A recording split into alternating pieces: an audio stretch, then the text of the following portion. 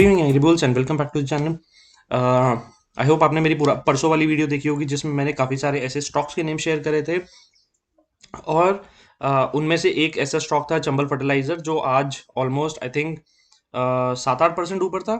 ठीक है। और उसके अलावा भी मैंने काफ़ी सारे स्टॉक शेयर करे थे और कल अगर आप मेरे थोड़ा सा टेलीग्राम चैनल को क्लोजली वॉच कर रहे हो तो मैंने शेयर करा था कि जो हमारा निफ्टी फार्मा है, फार्मा इंडेक्स जो है वो एक सपोर्ट जोन पे खड़ा है और मुझे ऐसा लगता है कि वहां से एक बाउंस आ सकता है। ठीक है।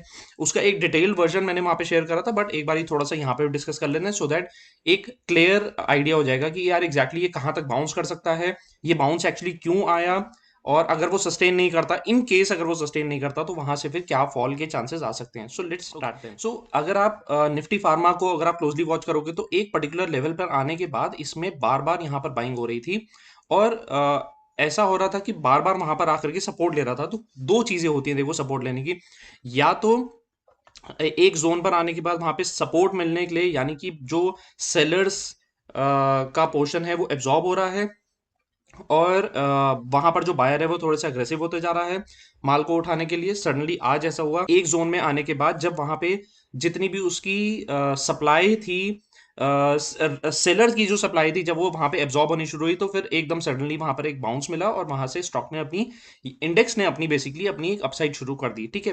अब जब मेरे को एक आइडिया लग जाता है कि हाँ यार यहाँ से मेरा इंडेक्स, जो कोई भी मेरा इंडेक्स है, beat Nifty pharma IT metal banks auto, कोई कोई भी एक्स वाई जेड, बहुत सारे इंडेक्सेस हैं, इंडेक्स के बारे में मैं पहले भी डिस्कस कर चुका हूं।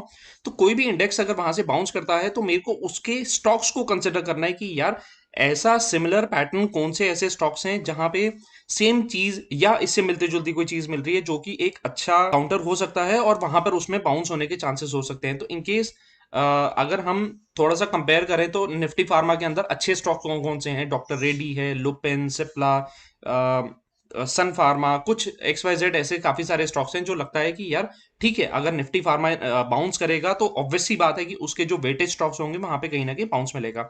तो अगर मैं यहाँ से डॉक्टर रेड्डी का चार्ट खोलता हूं तो अगर आप बिल्कुल क्लियरली वॉच करोगे तो वही सेम तरीके का चार्ट डॉक्टर रेड्डी में भी बन रहा था और एक पर्टिकुलर जोन में आने के बाद डॉक्टर रेड्डी के अंदर बाइंग हुई और आज वहां से उसने सडनली अपनी एक अपसाइड दी। अगर आप देखोगे तो लास्ट में ग्रीन कैंडल थी बट यस किसी वजह से वहां पर एक रेजिस्टेंस जोन था जिस वजह से वहां पे रेजिस्ट करा, सेलर्स ने अपना माल फिर भेजा बट स्टिल जो हमें बाउंस एक्सपेक्टेड था वो बाउंस वहां पर आया। ठीक है। अब फर्दर मेरे रडार पे ऐसे कौन कौन से स्टॉक्स हैं, अच्छा इसके अलावा जो मैंने पुराने कुछ स्टॉक्स शेयर करे थे जिसमें से एक स्टॉक था BHEL। अगर आपको BHEL ध्यान होगा मैंने बहुत टाइम पहले शेयर करा था और मैंने बताया था कि ये किस लेवल से आकर के वहां पे बाउंस दे सकता है और क्या मूव उसमें मिल सकती है। तो BHEL आज ऑलमोस्ट अपर सर्किट पे था।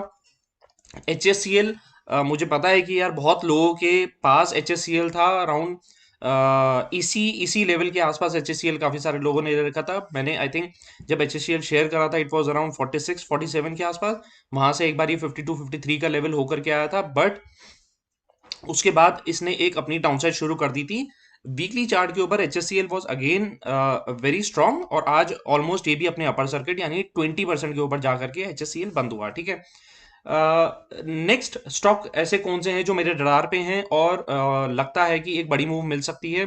सो पहला ऐसा स्टॉक होगा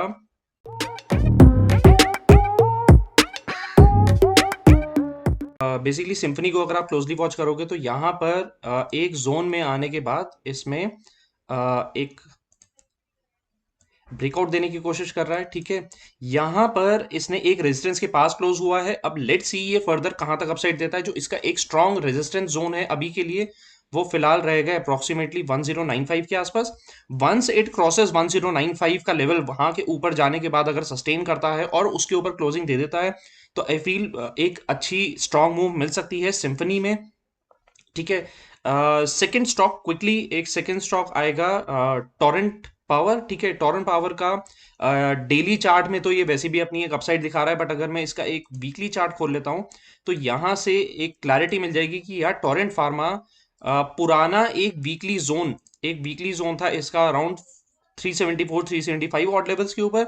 वहां से इसने अपना एक अप मूव देने की कोशिश करी और आई फील अगर ये यहाँ पे सस्टेन करता है 373 374 के ऊपर अगर सस्टेन करता है और वो लेवल अगर वीकली बेसिस पे नहीं तोड़ता है तो यहाँ से एक बहुत स्ट्रांग मूव मिल सकती है टोरेंट पावर में, ठीक है।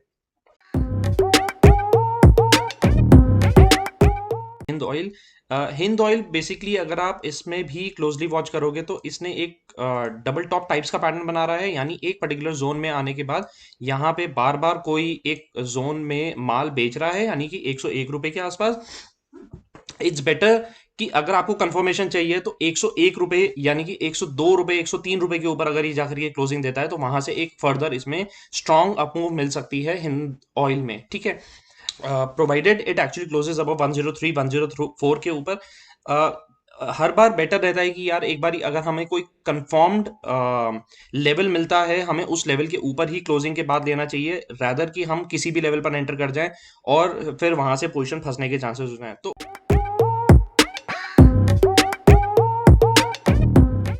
सो हिंद ऑयल के बाद जो मेरा last stock on my radar would be बंधन बैंक। बंधन बैंक जो है बेसिकली अगर आप नोटिस करोगे तो कुछ रेंज में घूम रहा है, 325 रुपए से लेकर के 352 रुपए की रेंज में ये बहुत टाइम से घूम रहा है।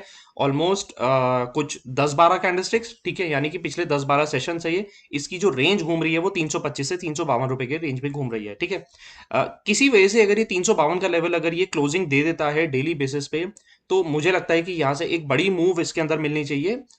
बड़ी मूव एज इन की अराउंड यहाँ से 30-40 पॉइंट का और अपसाइड दिख सकता है बंधन बैंक में, provided it has to close above 352 353 और लेवल्स के ऊपर। एज ऑफ नाउ जो इसका करंट प्राइस चल रहा है दिस इज 342।